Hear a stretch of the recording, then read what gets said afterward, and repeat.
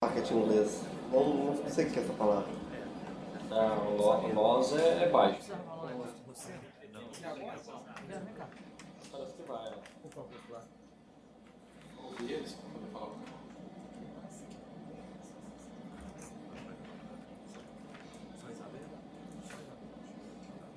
Packet, deve ser pacote. Patos de Minas na escuta? Sim, perfeito.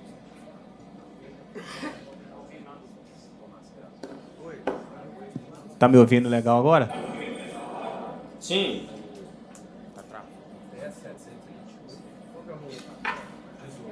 Tá tendo algumas falhas de comunicação de imagem e som, mas agora tá melhor. Tá ok.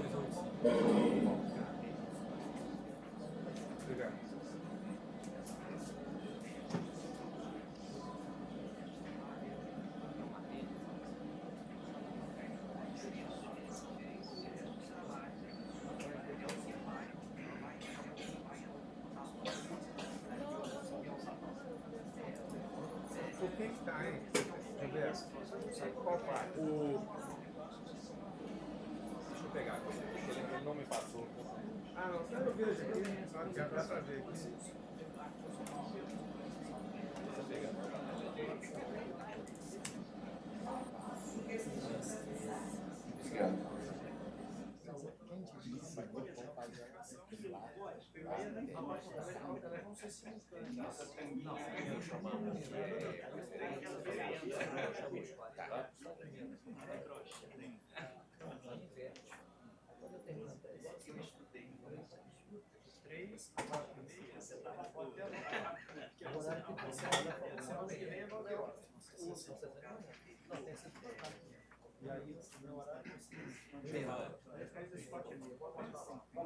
Giovanni, você conseguiu pegar uma O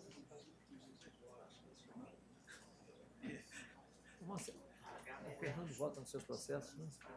Quem? Fernando não. O Defael Vitor Sabino. Podemos, então podemos fazer o Está seu. normal a sessão, eu venho começar. Cadê o Gilberto? Cadê o copiloto? Oi, 28 pela FUNSEC, 18 pela reclamada.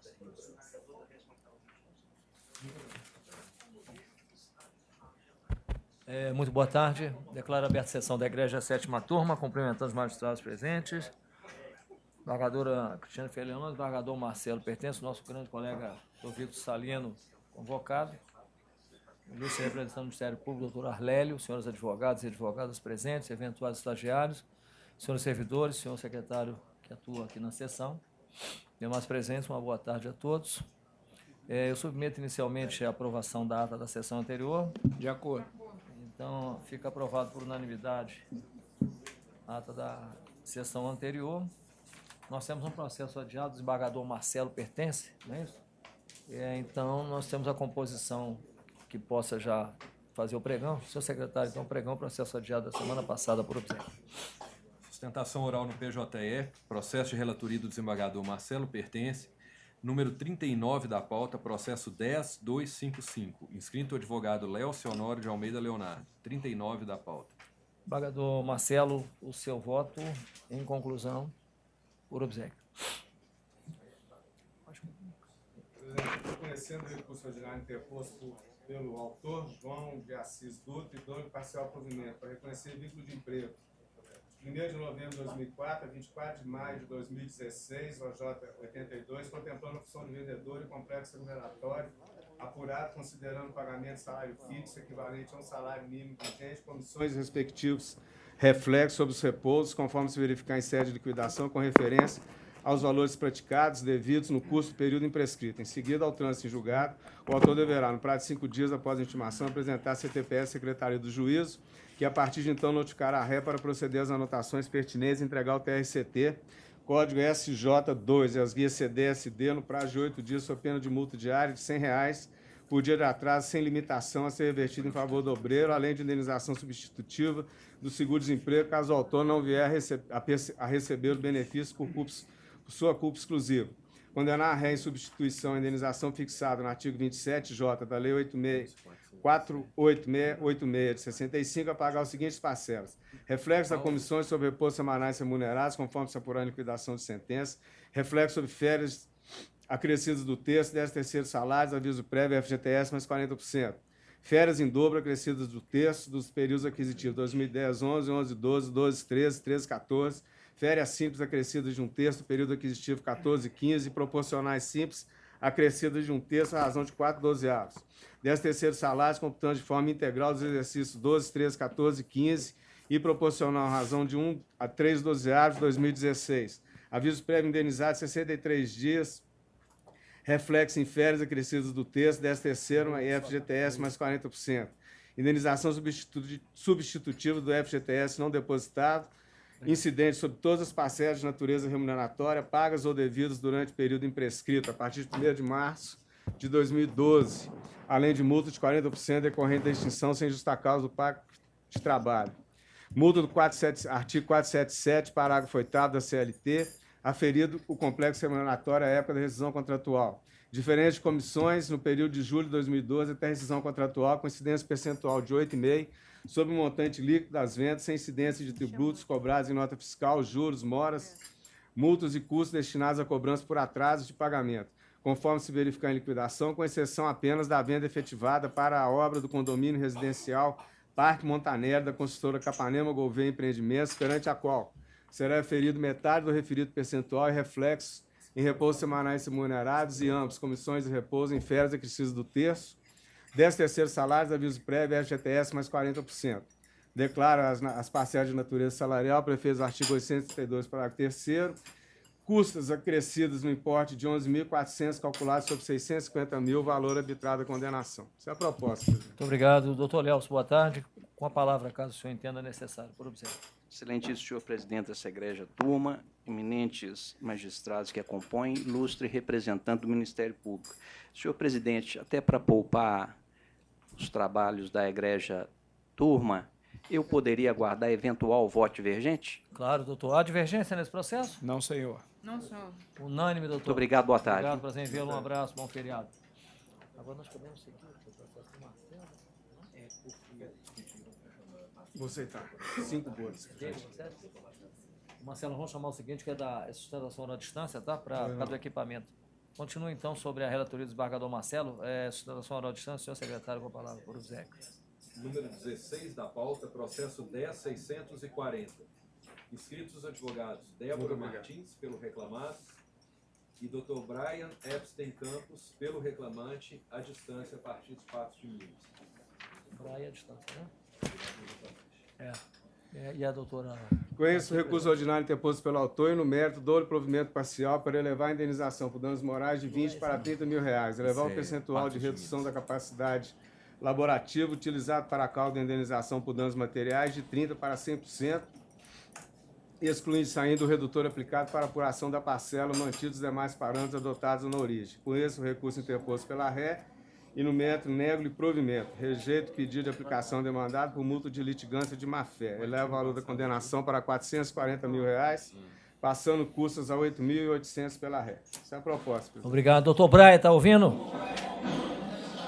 Eu ouvi de forma segmentada, eu não entendi como é que ficou a decisão, a indenização de dano moral levou para 30 mil e eu não vi qual foi o voto referente aos danos Indenização do dano moral materiais. baseado em 100% da remuneração sem redutor.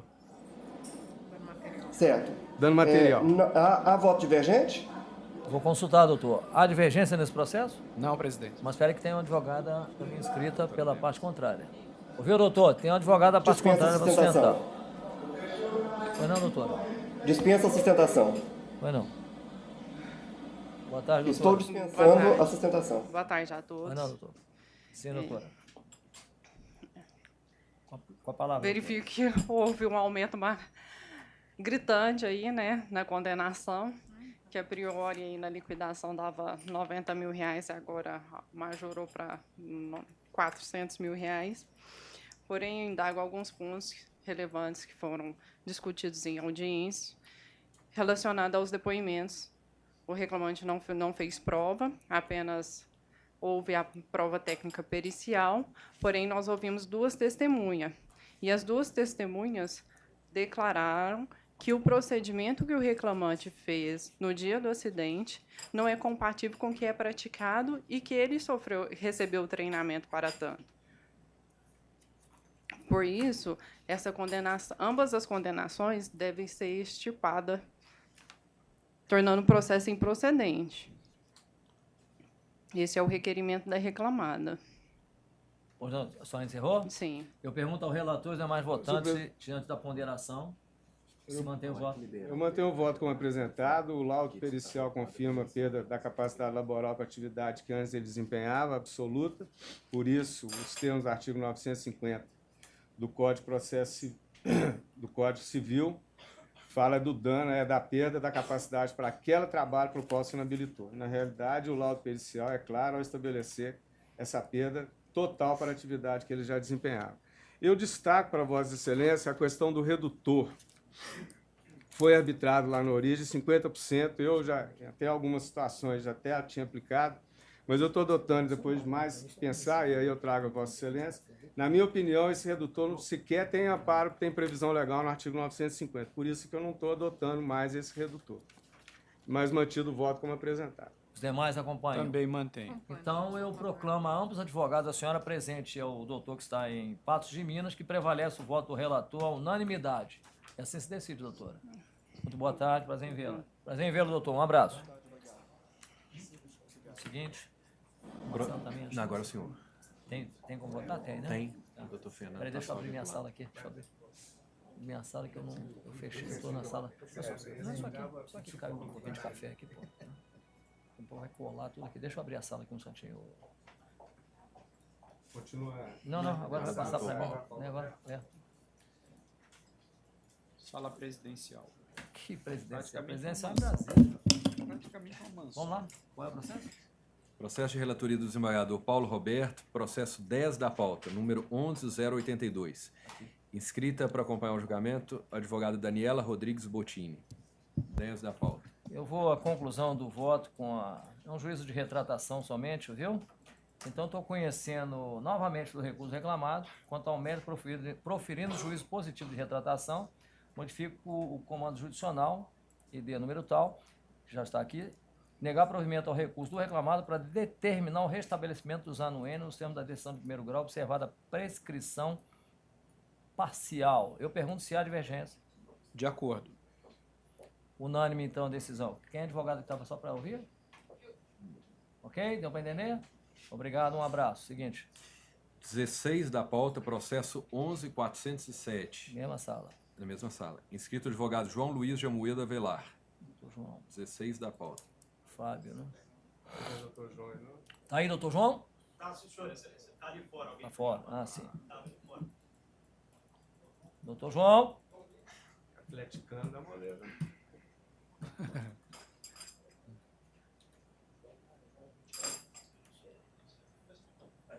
Atleticano fica fazendo hora. Que mundo nós estamos, né, doutor? Hã? Aí tá no toalete. Ah, então vamos chamar outro. Vamos ao seguinte. Segue o jogo. Qual é o seguinte? Então vai ter que voltar para a sala do doutor Marcelo. Volta lá pro Marcelo. Processo de relatoria do desembargador Marcelo pertence. Processo número 18 da pauta, número 10728. Inscrita a advogada Paula Isis Moreira Melo. 18 da pauta. Embargador, seu voto. Conclusão. Senhor presidente. Paula. Pulamos do senhor, vai chamar em seguida.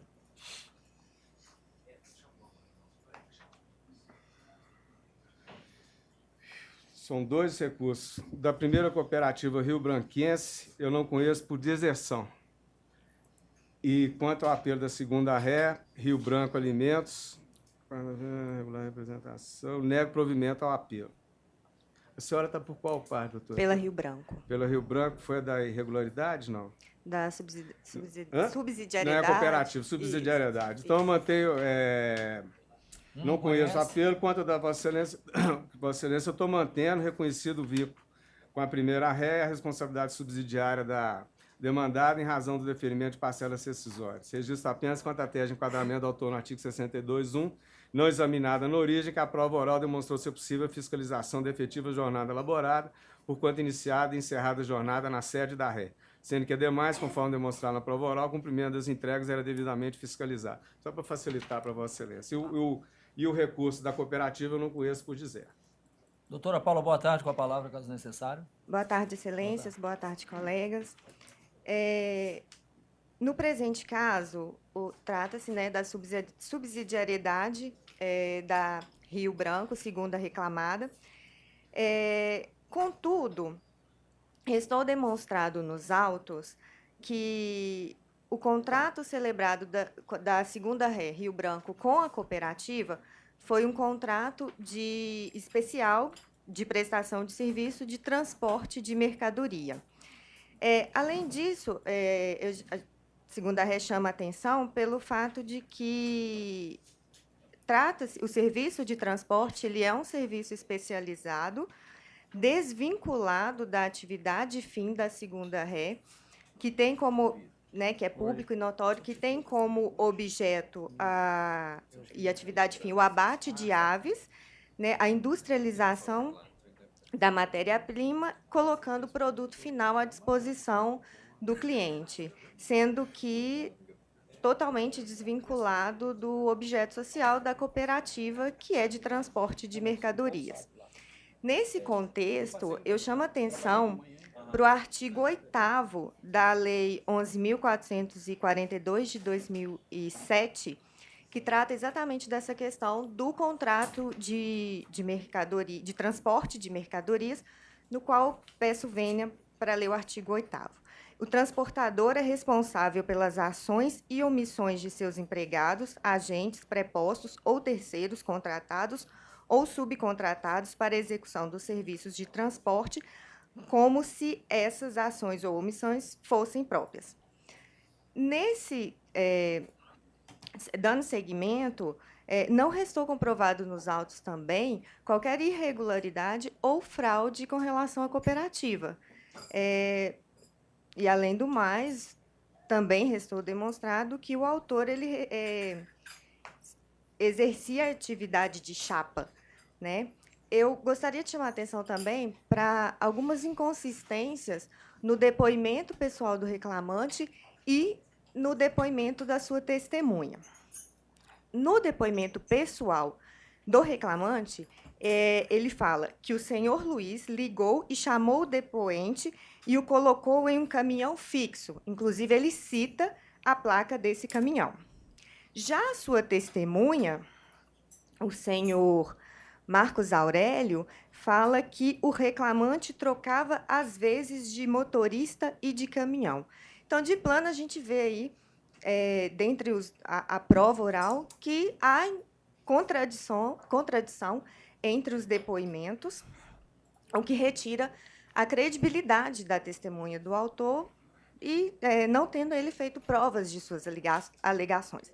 Outra inconsistência é que a testemunha do reclamante afirma que o reclamante trabalhava no mesmo horário do depoente. Ora, se cada um se eles trabalhavam no mesmo horário e não trabalhavam juntos, porque um era ajudante de carga e descarga e o reclamante chapa, como que a testemunha poderia dar detalhes da jornada e da rotina diária, ou mesmo de que encontrava o reclamante na porta da segunda ré, sendo que eles trabalhavam em locais de entregas distintos e sendo que não haviam nem se encontravam. Então, sendo a jornada externa, né, neste caso. Então, diante dessas contradições e da lei já citada, a segunda ré pugna pela reforma da decisão. Pois não, doutor, obrigado. Relator? Senhor presidente, com todo respeito à bem lançada sustentação, eu mantenho o voto como apresentado, usando os fundamentos da decisão de primeiro grau, notadamente pela ausência de assinatura da carteira, do trabalho ter sido comprovado em favor exclusivamente da segunda ré. Então, eu afasto essa questão do transporte, mas como uma terceirização da sua própria atividade, manter o voto apresentado, presidente. Mantido o voto pelo relator, eu pergunto se os demais acompanham. Acompanhamos. Unânime, doutora. Obrigada, boa Um tarde. abraço, Boa prazer em tarde. vê-la. Voltamos ao processo aqui que você citou anterior, 11.407. Então, voltou para a sua, né? Isso. Você não quer terminar a sala, doutor Marcelo? Só tem Ah, mais quer? um. Ah, tem. Só tem mais um. Tem Doutor, continuo ô, meu, não tem doutor, problema não. Só, aguarda, só mais um processinho para aí nós fechamos aqui a sala, doutor Marcelo. Número 28 da pauta, processo 11.285. Inscrita advogada Marlene de Fátima Ribeiro Silva. 28 da pauta. Relator, com a palavra.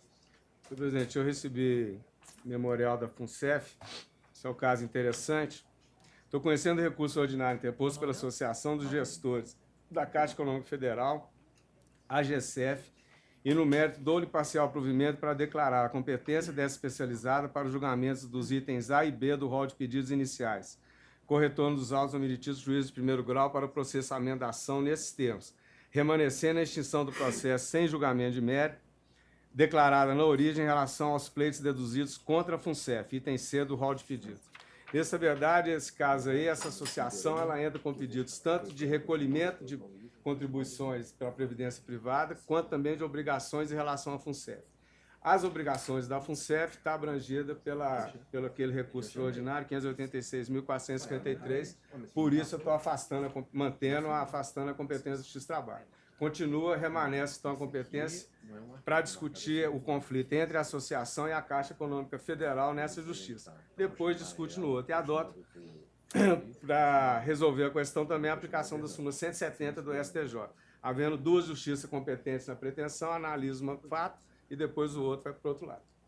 Essa é a proposta de voto. Obrigado, doutora Marlene. Boa tarde. Boa tarde, excelência. Eu gostaria de saber se apenas há divergência. Há divergência? Não, senhor. Porque De minha parte, Não, doutora, unânime, então. Não, ela fica vencida Não, quanto vai ficar vencida. Já tinha manifestado. A Cristiane entende que não há competência, aquele posicionamento. Prevalece, então, doutora. Mas prevalece o voto do relator. Prevalecer por maioria o voto do relator. Declarada a incompetência Em para a relação à declaração à FUNCEF. Vencida Então a não tenho esmagadora nada, Cristiane. excelência.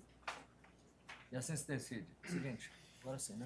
Sim, voltando aos processos de relatoria do desembargador Paulo Roberto. Processo número 16 da pauta, 11.407. Inscrito advogado João Luiz de Amoedo Avelar. Eu vou à conclusão do voto, que é no seguinte sentido. Eu estou conhecendo o recurso do reclamante e, quanto ao mérito, dou provimento para, letra A, deferir o restabelecimento do pagamento ao autor da parcela, entre aspas, porte de unidade, observada a média das agências em que o reclamante trabalhou, pela média aplicada aos empregados da ativa sob pena da multa diária de R$100. Letra B, o pagamento das diferenças salariais a partir de maio de 2014 16. até a efetiva integração da parcela porte de unidade na folha de pagamento do autor com base na média recebida durante os últimos 5 anos, com reflexos em férias mais 1/3, 13º salários, FGTS e horas extras. Letra C, deferir ainda ao autor os benefícios da justiça gratuita, custas pela reclamada, no importe de R$600, calculado sobre o valor da condenação, o qual majora para R$30 mil. É o meu voto, doutor João, boa tarde. Boa tarde, excelência. Boa tarde. Eu aguardaria eventual voto divergente. A divergência é a matéria já discutida acompanho, aqui excelência. bastante, né? Acompanho. A inclusão daquele porte de unidade. Então, prevalece o voto do relator, unanimidade. Assim se decide, doutor. O senhor tem mais processo? Não, obrigado. Só isso, obrigado. Um Prazer abraço para o vê-la. senhor. Boa tarde a todos. Boa tarde, doutor. Doutor Fernando, seja bem-vindo. É o seguinte, na mesma sala? Da mesma sala. Vamos lá. 3 da pauta, processo 10.179. Inscrita advogada Elisene Carla dos Passos. 3 da pauta. Eu vou à conclusão do voto, logo que abrir da Vale. Processo da Vale, então.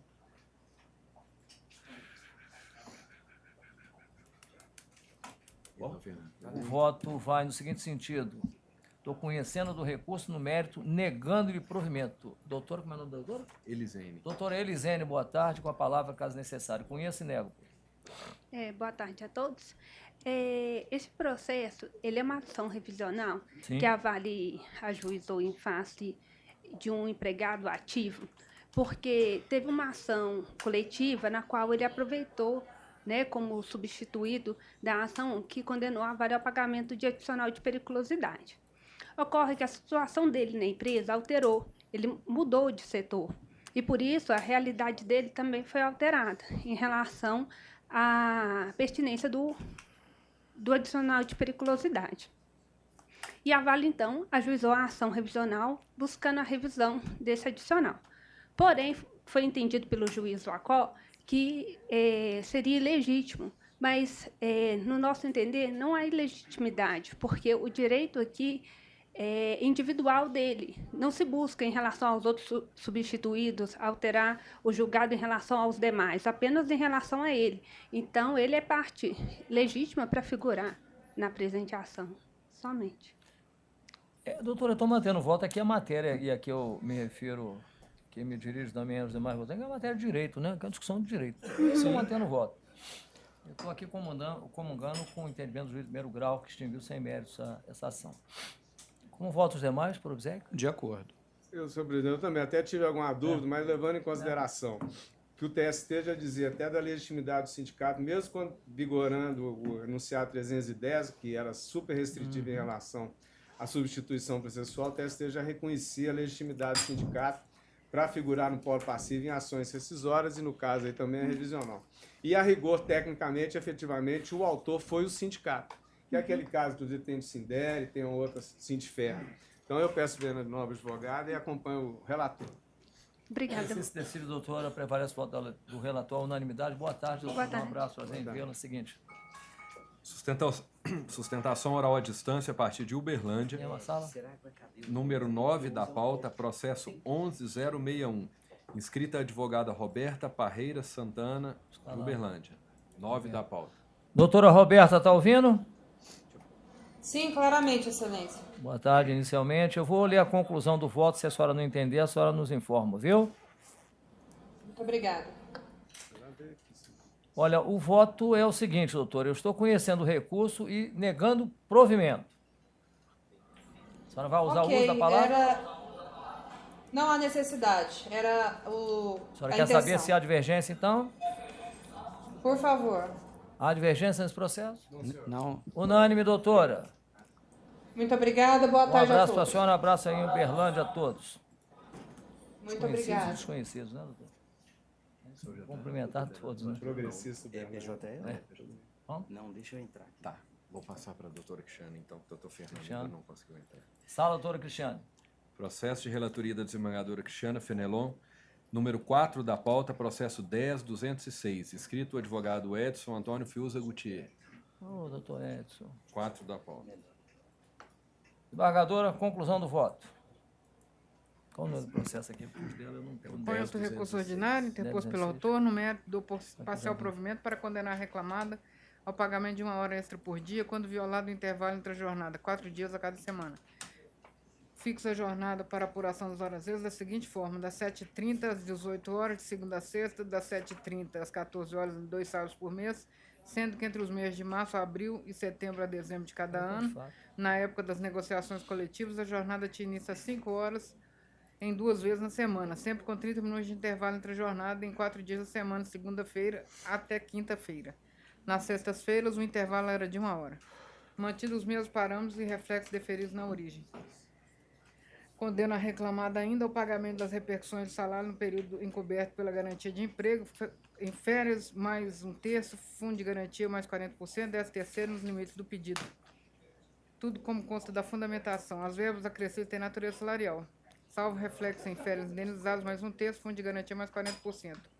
Eleva o valor da condenação em R$10.000, com custos adicionais de R$200 pela reclamada.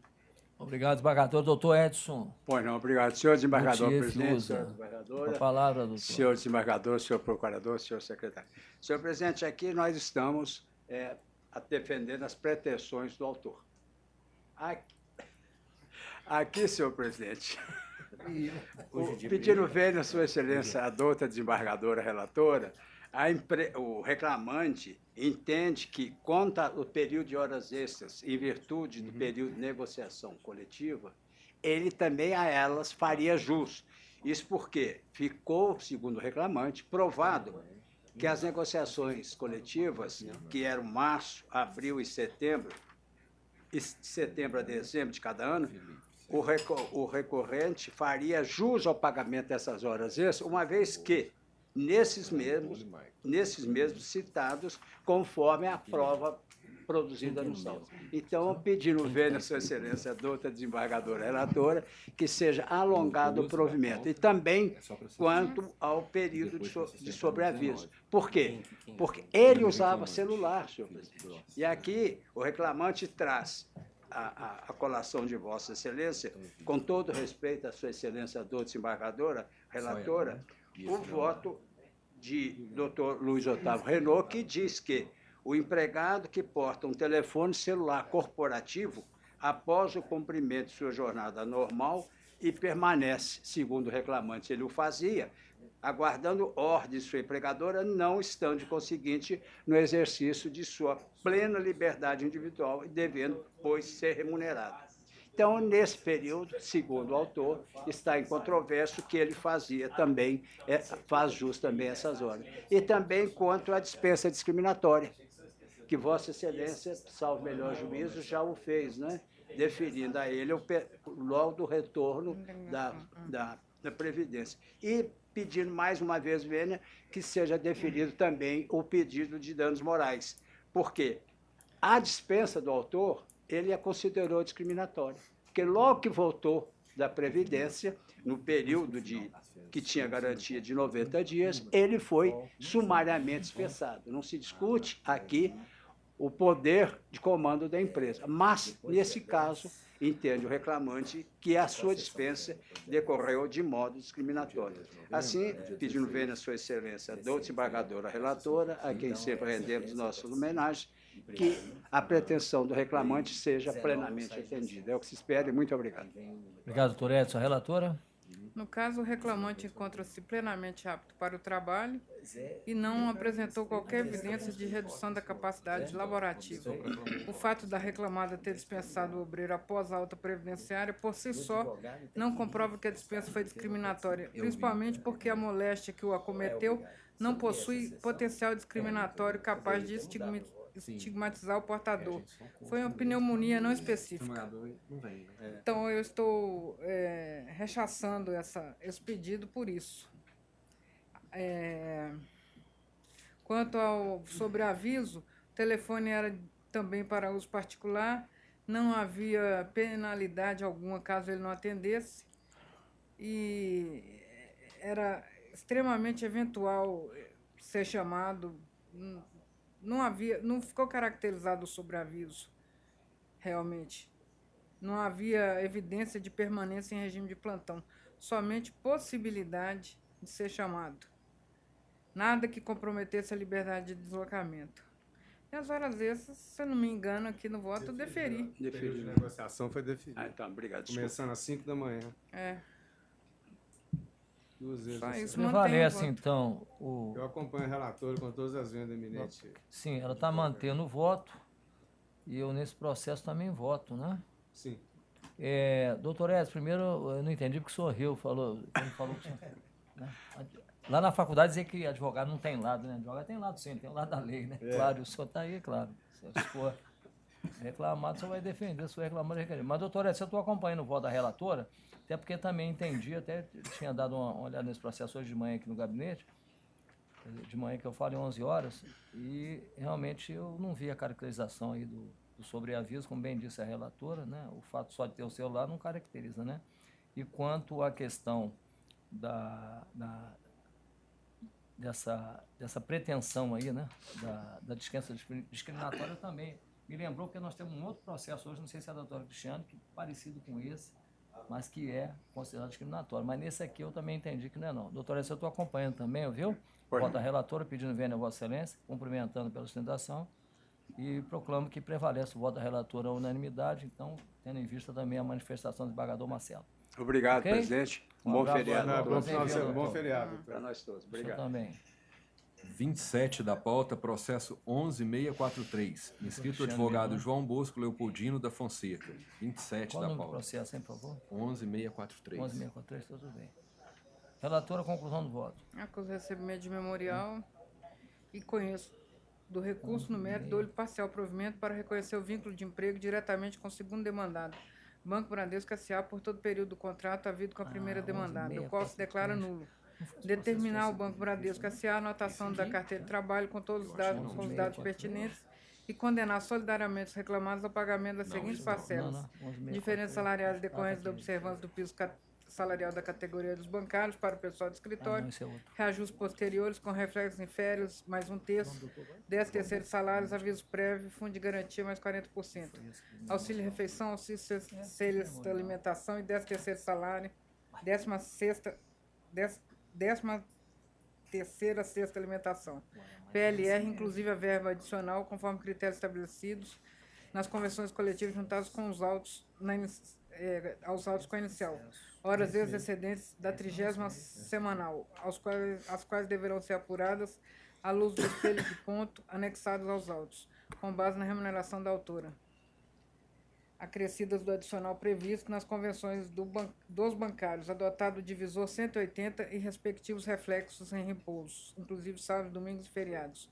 férias mais 1/3, 13º salário, aviso prévio, fundo de garantia mais 40%, multa convencional, uma por convenção violada, autorizados a dedução dos valores pagos sob idênticos títulos. As verbas acrescidas têm natureza salarial, salvo as aqui especificadas. Arbitra a condenação, valor de R$50.000, com custo de R$1.000 pelos reclamados.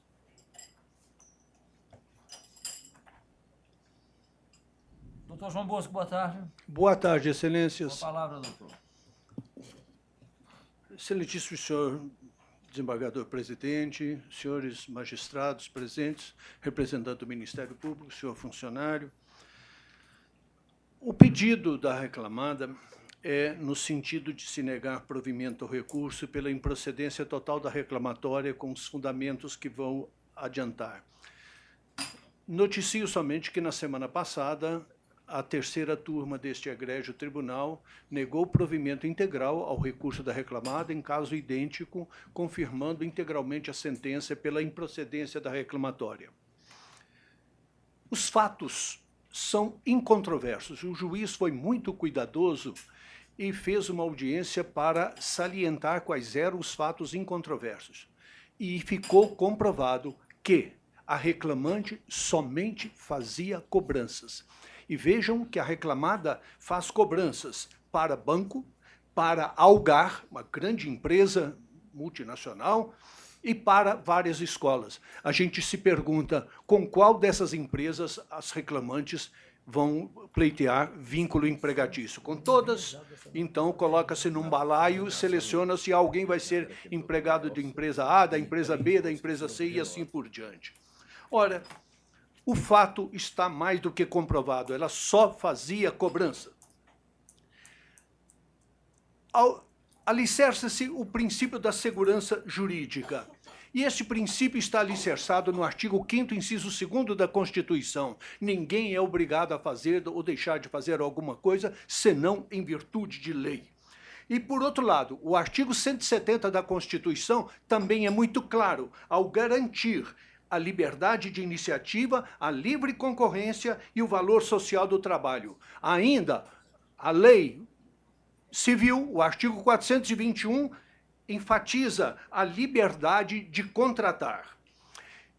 Vamos ainda a 1964, quando a Lei 4.595 instituiu o sistema bancário no Brasil, o sistema de administração bancária, e atribuiu aos bancos a atividade explícita de coleta, de aplicação e de investimento. Essa é a finalidade de um banco. A situação doentia é quando alguém não paga. Isso não é situação normal do banco fazer cobrança. E por isso ele contrata alguma empresa especializada.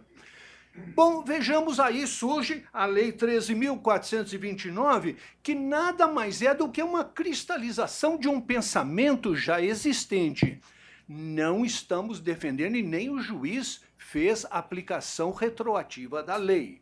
Simplesmente, o que o juiz quis dizer e diz com todas as letras é que a súmula 331 e a súmula deste egrégio tribunal número 49 não são leis. E se não são leis, não podem obrigar a quem quer que seja.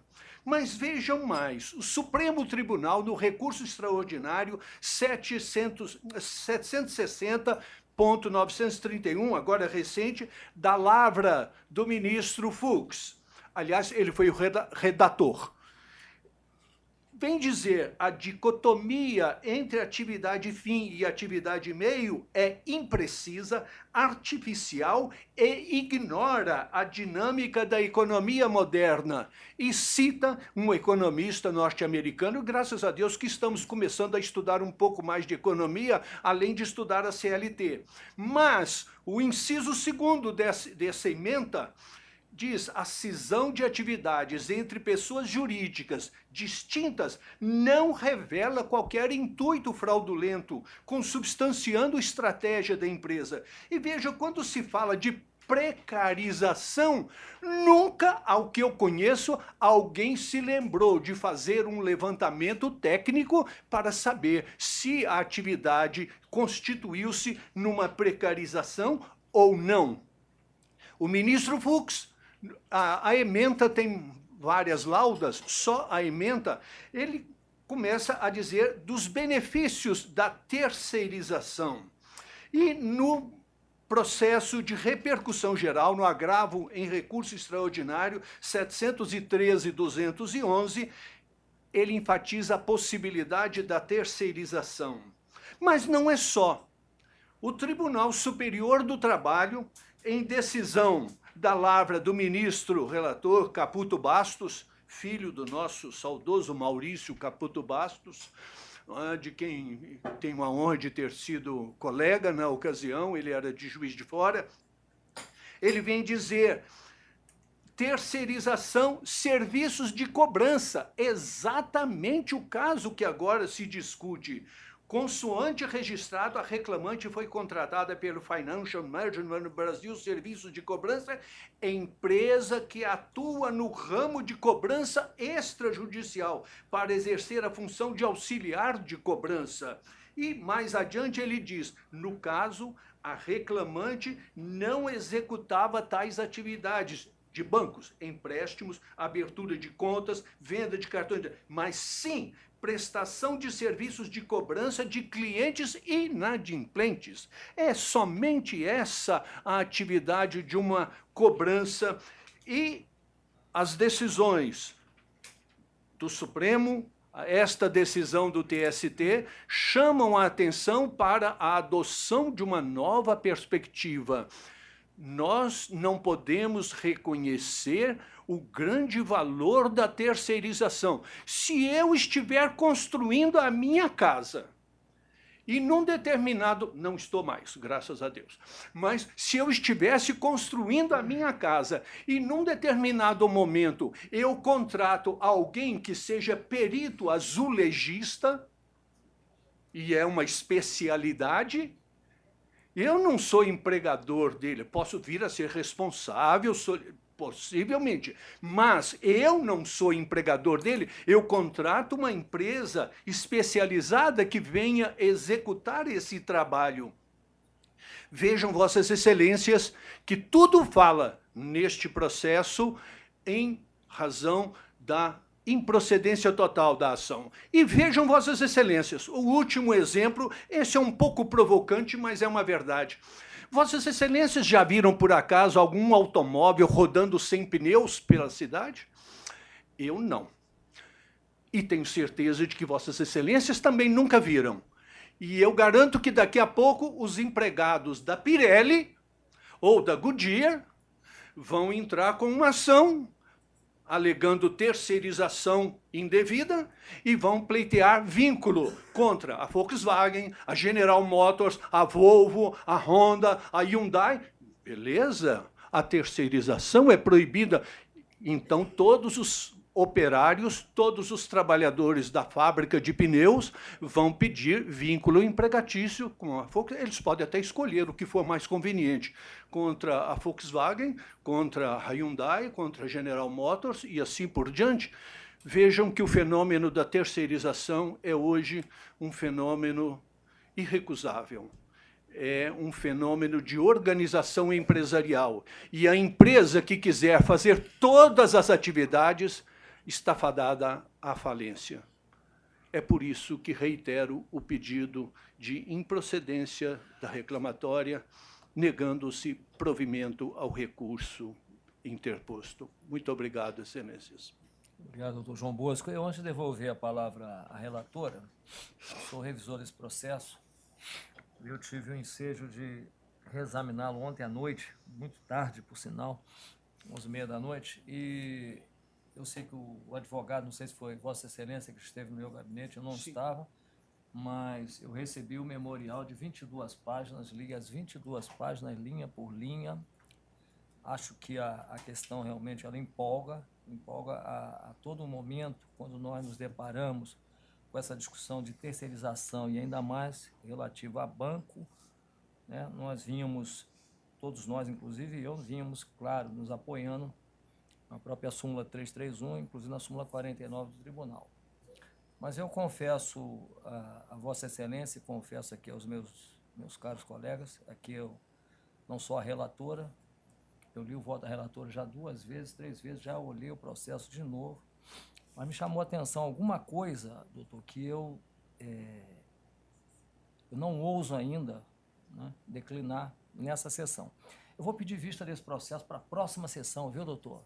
Eu vou reexaminar o processo, mais uma vez, já vai ser a 4ª vez, talvez prevaleça o voto da relatora, talvez sim, talvez não, né? Talvez eu fique vencido, talvez não fique, talvez eu acompanhe a relatora, porque o voto está bem posto também, aqui há várias discussões, essa discussão da incontroversão do que foi colocado no processo em primeira instância, como balizar o processo, a incontroversão dos fatos, que foi por aí que se seguiu, a própria discussão de retroatividade, que eu também entendo que não houve retroatividade aqui, mas é uma questão realmente muito interessante.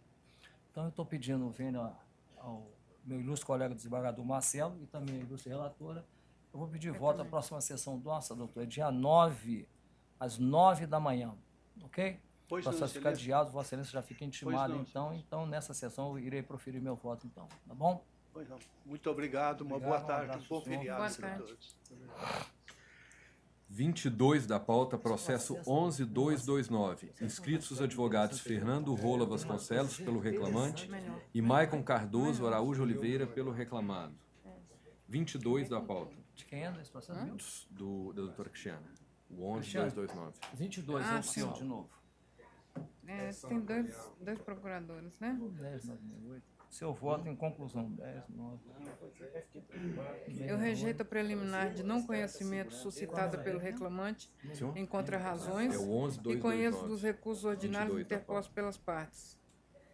No mérito, nego provimento ao apelo da reclamada e dou provimento parcial ao recurso do autor para acrescer a condenação 1h e 30 minutos extras diários pelo labor em home office e 1 hora extra diária decorrente da supressão parcial do intervalo intrajornada, mantendo-se os mesmos reflexos e demais parâmetros de liquidação estabelecidos na origem para as horas extras. As parcelas deferidas revestem-se de feição salarial, exceto os reflexos em férias com 1/3 e fundo de garantia com a multa de 40%. Acresço a condenação valor de R$100.000 com custos adicionais pela reclamada no importe de R$2.000. Obrigado. Quem está na tribuna é o doutor Maicon, é isso? Isso? Pois não, doutor Maicon. Boa tarde, doutor Fernando também, né? Então, o doutor Maicon com a palavra por obséquio. Boa tarde a todos, boa tarde, senhor presidente, boa tarde, desembargadora relatora, a todos os membros da mesa. Queria, Vênia, para pedir para os demais votantes não seguir o voto da ilustre, né, relatora desembargadora. Nesse caso, na sentença de primeiro grau, o juiz determinou que o recorrido ele não fazia parte da exceção do artigo 62, parágrafo 2º, com relação ao cargo de confiança. Porém, venho trazer para os senhores aqui um pouquinho de atenção quando, do conjunto probatório trazido aos autos, ficou claro que ele foi contratado com o cargo de analista de informação e atuava como coordenador líder da tomadora de serviço. Nesse caso, além disso, é importante destacar que ele se reportava especificamente a um gerente que estava localizado no estado de São Paulo, sendo que o seu trabalho era reportado imediatamente aqui em Belo Horizonte, trazendo clara autonomia em relação aos seus atos e também em relação à equipe que atuava nessa tomadora de serviço. Com relação ao pedido de sobreaviso, também pede vênia para que seja também reformada essa sentença, pois, conforme já entendimento desta turma e de várias outras desse tribunal, o próprio recorrido confirma, por meio de seu depoimento pessoal, de que ele atendia de forma eventual o celular e que esse celular não era um celular que a empresa o cedeu, era um celular nesse sentido particular. Diante disso, o entendimento da recorrente é de que em nenhum momento foi privada a liberdade do gozo do descanso do recorrido. Diante disso, pede vênia para que o voto da eminente relatora não prossiga e que as horas extras não sejam reformadas e também o sobreaviso nesse sentido. Obrigado a todos. Fernando Maico, doutor Fernando, com a palavra por obséquio. Obrigado, excelência. Nesse caso, excelências, o reclamante pugna porque prevaleça o entendimento da eminente relatora integralmente e, resumidamente, pelas seguintes razões. Aqui é evidente que a função do reclamante era de natureza eminentemente técnica. Ele não tinha nenhuma função de gestão, nenhuma função gerencial. O cargo era técnico, era de execução e, por isso, não se pode cogitar, no entendimento do reclamante, da aplicação da exceção do artigo 62. E mais do que isso, excelências, a prova dos autos revela também que havia documentos por meio dos quais era perfeitamente possível e era efetivada essa verificação, era perfeitamente possível a verificação da extensão da jornada do reclamante, embora ele sim, né, conforme até a própria relatora bem constatou, exercesse parte de sua jornada de fora dos estabelecimentos, fosse da empregadora, fosse da tomadora. Então, o que se discute nesse caso, a nosso ver, são dois aspectos, os fundamentais, pelo menos. Primeiramente, uma função de mera execução, uma função meramente técnica, não atrai a incidência da exceção do artigo 62, que abrange tão somente aqueles gestores que, bem ou mal, em maior ou menor medida, representam ou presentam, no dizer de alguns, o próprio empregador, fazem as vezes do próprio empregador. Não é definitivamente o caso do reclamante.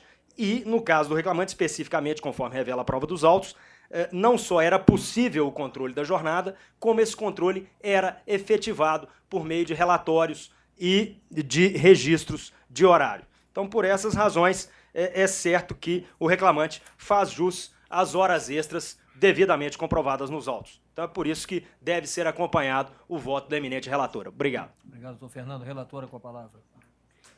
O reclamante exercia funções meramente operacionais, técnicas, apesar de coordenar uma equipe, todo o trabalho dele era técnico e não caracterizava a confiança aludida no artigo 62, porque não tinha poder para tomar qualquer decisão na área negocial, nem mesmo para contratar, dispensar funcionários, assinar contratos, representar a empresa, nada disso.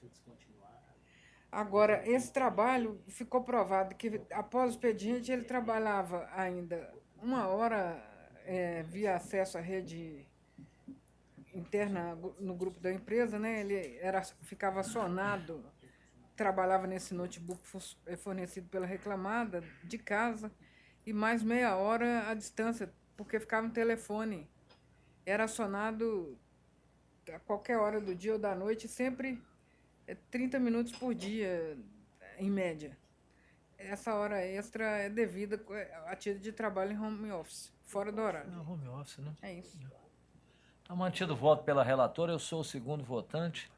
Eu vou pedir vênia a ambos advogados, eu estou acompanhando o voto da relatora, né, que esmiuçou bem as questões postas, né? E doutor desembargador Marcelo, como vota? Com todo respeito também, acompanho o eminente relator. Doutores, unânime a decisão, viu? Boa tarde, prazer em vê-los, hein? Boa tarde. Um abraço, Obrigado. obrigado. Na mesma sala, ainda o 30 da pauta, processo 12062, inscrito advogado Guilherme Renato Gontijo Ouara. 30 da pauta. Relatora, processo número 30 da pauta, conclusão do voto. Qual o número do processo, Gilberto? É o 12062. Nesse caso, eu não conheço do recurso ordinário por incabível, pois se trata de dissídio de alçada. Ah, tá. O valor da causa foi R$1.000. Meu nome, doutor? Doutor Guilherme. Doutor Guilherme, é o senhor? Sou eu. Boa tarde, doutor. Boa tarde, excelência. Não está conhecendo. Lei 5584/70. Então se manifesta só quanto à conclusão, não conhecimento. Se for o caso, não sei se o Dá senhor licença. pela parte. Não conheceu o recurso do reclamante. Sim. Não havendo... De alçada. Processo de O alçada. valor de alçada. O valor dado à causa foi de R$1.000. Sim. Inferior a 2 salários mínimos vigentes na época do ajuizamento da ação. Eminentes desembargadores, quero cumprimentá-los todos na pessoa do senhor presidente, bem como representante do Ministério Público, e os serventuários da Justiça e demais pessoas presentes. No que diz respeito ao valor da causa, valor da alçada, existe a Instrução Normativa número 2, de 98, que foi juntado ao processo, e ela diz que nas ações em que o sindicato é parte na ação, independentemente do valor da causa, deve ser reconhecido o rito ordinário a esses processos. Então, nesse caso, o rito foi eleito corretamente de acordo com essa Instrução Normativa 2 de 98 deste próprio TRT. E, no mais, o que... Pois não, Sim, você esclareceu, é uma matéria aqui de direito. Vou devolver para a relatora. Aqui não se trata de rito ordinário ou sumário. Aqui é de o valor da alçada dado, o valor dado à causa pela parte, pelo sindicato, no caso, foi, não cabe nenhum recurso.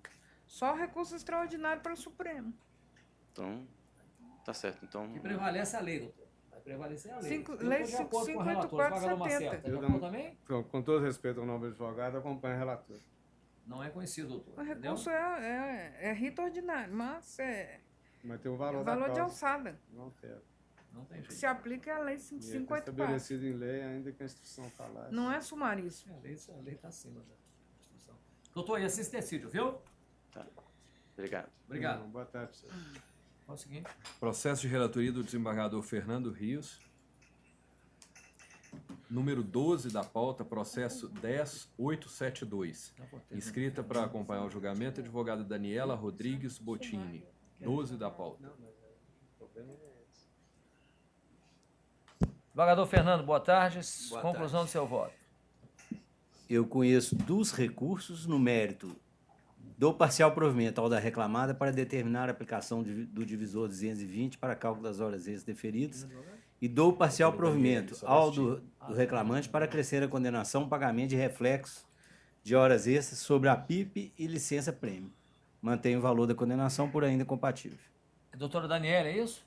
Para assistir a divergência nesse processo, já votei, Gilberto. Não, né? Unânime, doutora Daniele. Obrigado. Seguinte. Mesma sala, 19 da pauta, processo 11362. Inscrito o advogado Felipe Grossi Dias. 19 da pauta. Desembargador Fernando, 19. Só um minutinho que eu estou fazendo uma retificação no anterior e salvando. E agora eu vou lá.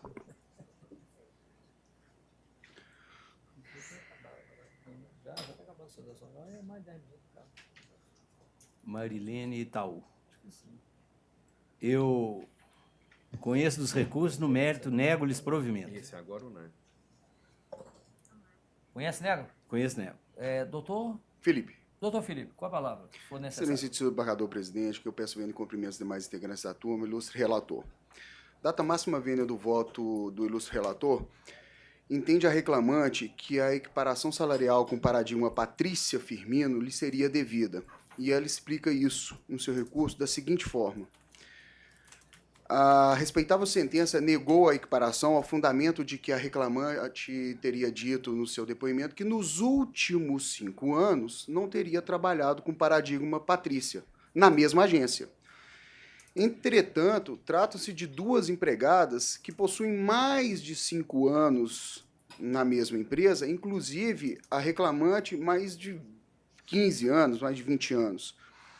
E cuidou a reclamante de ouvir nesses autos o próprio paradigma, senhora Patrícia, como testemunha. Antes de trazer a essa turma o que foi dito pela Patrícia, é necessário esclarecer que o item 4 da súmula 6 do TST diz que é desnecessário que, ao tempo da reclamação sobre a equiparação, o reclamante paradigma esteja a serviço do estabelecimento, desde que o pedido se relacione com situação pretérita. Ademais, a equiparação salarial é uma parcela de trato sucessivo, então, ainda que ela ocorra num período anterior ao compêndio prescricional, ela se renova mês a mês. Mas, como se não fosse essa situação, o próprio paradigma Patrícia, depondo nos autos, informou que depoente, no caso, né, o paradigma Patrícia e reclamante, eram vinculados à mesma regional e chegaram a trabalhar juntas nas agências Betim e Nova Betim. Essa parte do depoimento do paradigma Patrícia joga por terra a alegação da respeitável sentença de que elas não teriam trabalhado na mesma agência. Obviamente não nos últimos 5 anos, mas em período anterior. E ela ainda, no seu depoimento, confirma todos os elementos do artigo 461 da CLT. A identidade de funções, ela diz expressamente que ela, a senhora Kênia, o paradigma Luciene, exerciam a mesma função de gerente de contas e diz não havia diferença entre os serviços em que a reclamante fazia e os que a depoente, Kênia e Luciene, faziam. Está aí a identidade funcional. Diz que o tipo de cliente era o mesmo, que a classificação de 1, 2 e 3 não implicava em diversidade, diz que havia rodízio de gerente entre as agências, isso que não importava em alteração na função. Então, a identidade de funções foi comprovada, robustamente comprovada pelo próprio paradigma e também pela testemunha Luciene, que também é paradigma nos autos.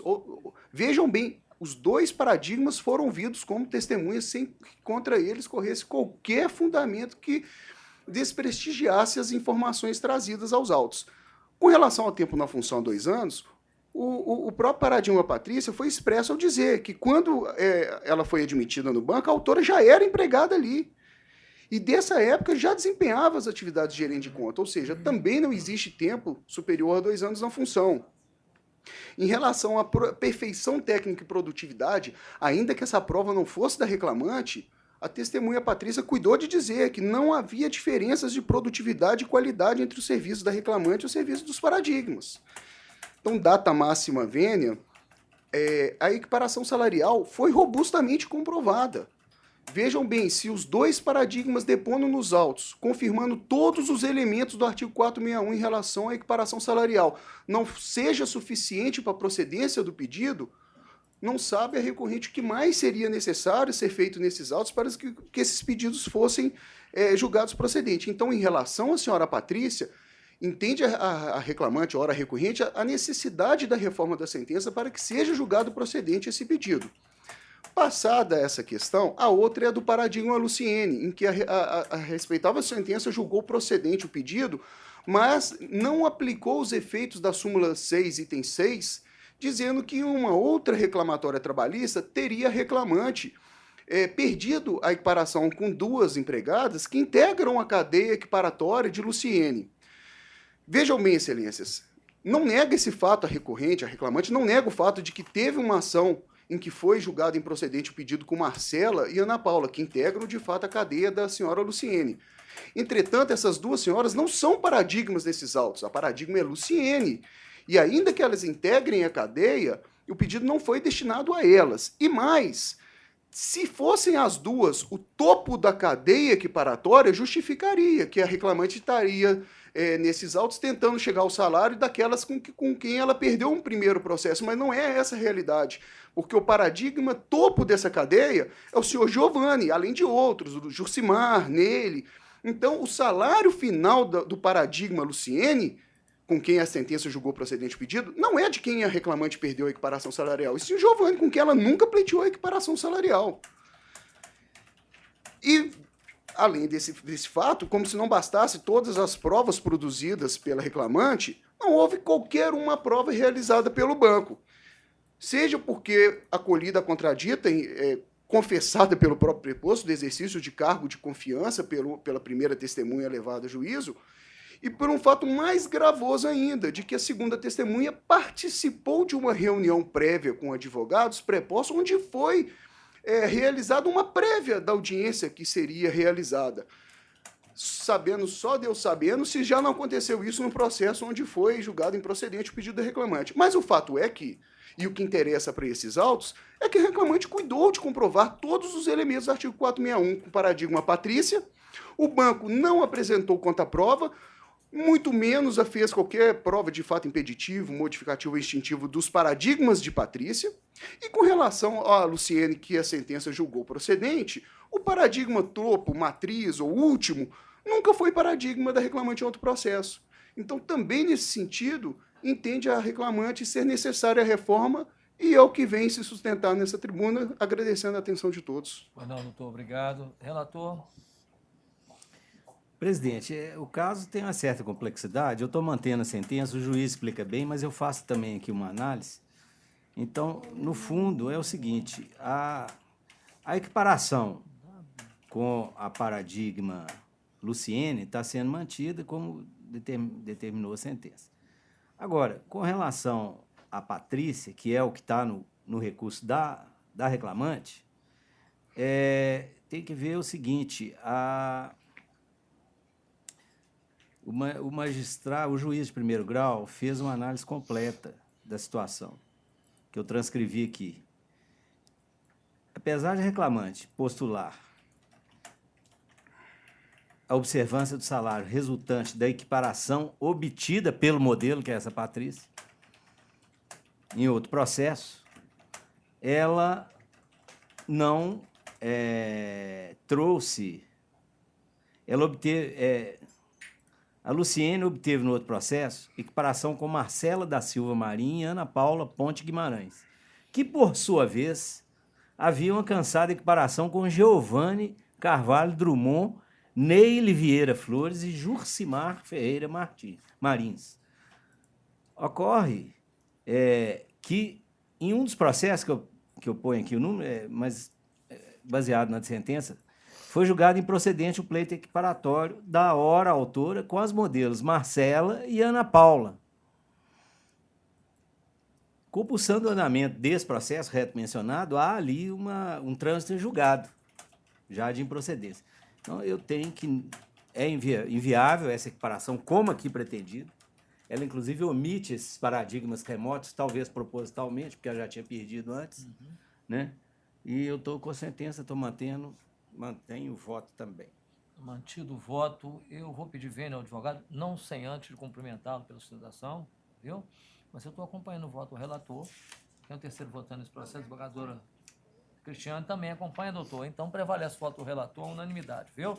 Agradeço, abraço, prazer em vê-lo, obrigado, viu? Processos de relatoria do juiz convocado Vitor Salino. Número 10 da pauta, processo 10565. Inscrita a advogada Isabela Pinheiro Fiorato. 10 da pauta. Doutor Vitor Salino, conclusão do seu voto. Nós estamos conhecendo dos recursos, exceto em relação à matéria da multa da CCT no recurso do reclamante e no mérito negando-lhes provimento. Conhece e nega provimento. Doutora, boa tarde, doutora. Sim, boa tarde. Uma palavra, doutora, caso necessário. Eu estou pela reclamada, então eu vim ouvir Vai o aguardar, voto. Então? Vai sim. Aguardar, divergência unânime. Ela queria saber se ia mudar a justa causa, né, doutora? Tá tranquilo. Ah, não, então tudo unânime, bem. doutora. Obrigada. Só não tem mais processo? Só esse, né? Não, só esse. Continuamos, então, na sala do doutor Vitor Salino, né? Acabou? Podemos continuar? mais É um ótimo. ainda? Obrigado. Número 12 da pauta, processo 10599. Doutor Vitor. Não, mas... Tem um advogado ainda? Cadê advogado? Doutor Leonardo. Está inscrito, mas não está. Cadê? O senhor o senhor vai fazer. Ah, tá lá o doutor. Vamos lá, pois não. 12 da pauta, inscrito o advogado Leonardo de Oliveira Nunes. Viu. Doutor Vitor, seu voto em conclusão. Qual o número do processo, por favor? É o 10599. Por favor. Conheço e nego. Conhece e nega, doutor? Boa tarde, doutor. Boa tarde. Uma palavra, doutor. Boa tarde, outros julgadores. Excelentíssimo membro do Ministério Público, doutor Arlélio de Carvalho Lage, servidores e colegas, os quais cumprimento. Peço vênia para que não acompanhe o voto do relator. Em breve síntese, explicarei os motivos que levam a crer que essa sentença merece ser reformada. Bom, o caso é de um dentista contratado pela clínica 3RMV, Arcata, o qual foi reconhecido em primeira instância seu vínculo de emprego com a empresa, porém, ao nosso entender, esse não merece prosperar pelos motivos que exponho. Primeiro, que faz necessário desmembrar em 2 momentos a contratação do mesmo. Ele foi, em primeiro momento, um dentista da clínica e depois passou a ser plantonista, onde ele trabalhava por 6 horas. É importante dizer que existem diversos tipos de subordinações, entre elas subordinação técnica. Ele não era adstrito a nenhum tipo de procedimento. Como dentista plantonista, aí seria impossível, porque o paciente chega sentindo alguma queixa, é encaminhado e ele que determina. Ele não sofria nenhum tipo de supervisão e, mais importante, no próprio relato dele, fica bem claro que ele poderia ir ou não ir ao plantão, tendo que tão somente avisar a clínica que não iria comparecer naquele momento. Outro ponto que fica bem claro é que ele não sofreria nenhum tipo de punição pela ausência. Ele somente não receberia aquele plantão do qual ele não compareceu. E poderia ainda negar um paciente. Como é que um empregado de uma empresa pode negar algum tipo de serviço a ele correlato? Se foi dado para ele um paciente, ele poderia muito bem negar. E isso foi, inclusive, falado pelo mesmo em seu depoimento, quando ele deixa bem claro que poderia, sim, negar um paciente, que, nesse caso, ele seria atendido pelo outro plantonista ou por algum outro dentista que seria deslocado para o plantão, que era livre o entendimento dele de aceitar ou não. Outro ponto a ser destacado, que a função de plantonista é tal qual um médico. Ele recebe por plantão. Porque se qualquer médico fosse dado vínculo de emprego sendo plantonista em hospitais, os hospitais não teriam como continuar com sua função primária. Então, tem também que se chamar a atenção dessa problemática dele, que recebia por plantão. E ainda esclarece que ele era autônomo e, no momento da fixação do seu contrato com a empresa, ele coadunou e se aqueceu com isso. E jamais, durante o pacto, reclamou de tal condição, tendo impetrado a ação quase no prazo prescricional da mesma. E, para falar que foi levado a erro, o mesmo é um profissional formado pela Faculdade de Odontologia da UFMG, não é uma pessoa com pouco esclarecimento. O outro fato que a gente pode chamar atenção, avançado, caso seja reconhecido o vínculo de emprego, gostaria de chamar a atenção para um único fato, Excelência, com relação às horas extras que foi dado ao mesmo. A clínica é incompatível com as horas extras pelo seguinte motivo. Foi falado no depoimento do mesmo, do reclamante, e da preposta e da testemunha, que a clínica encerra suas atividades às 18 horas, sendo que tão somente funciona a partir das 18 horas a um vigia que fica no local. Ele teria que chegar mais cedo se quisesse fazer hora extra, porque no próprio depoimento ele fala que trabalhou como plantonista de 12 às 18, às 16, salvo engano, e de 14 às 18. Sendo impossível que o mesmo fizesse hora extra pelo horário de funcionamento da clínica. Se fosse considerado, se fosse considerado que somente admite aqui pelo amor ao debate, se fosse condenado, as horas dele não dão hora extra, dão 44 horas semanais. Porque o mesmo ainda atendia, segundo o relato dele, de 15 em 15 dias aos sábados. As testemunhas falam que a clínica não funcionava aos sábados, como, de fato, se passa na frente da clínica, ela não funciona aos sábados. Então, defende-se aqui no mérito que pede-se que não seja acompanhado o voto do excelentíssimo relator, que não seja conhecido o vínculo de emprego com a empresa, por se tratar de plantonista, e, caso seja reconhecido, que pelo menos seja reconhecido que o mesmo não praticava horas extras, inclusive pelo depoimento retirado no momento do seu testemunho ao juízo. Agradeço. Obrigado. Eu devolvo a palavra ao relator. Doutor Vitor. Senhores julgadores, trata-se de conforme dito, né, um dentista que prestava serviços a uma clínica que presta exatamente esse tipo de serviço, né? Os elementos fáticos da relação estão comprovados à saciedade pelas testemunhas, assim como o excesso de jornada. Eu estou mantendo o voto. Mantido o voto pelo relator, Vossa Excelência acompanha, né?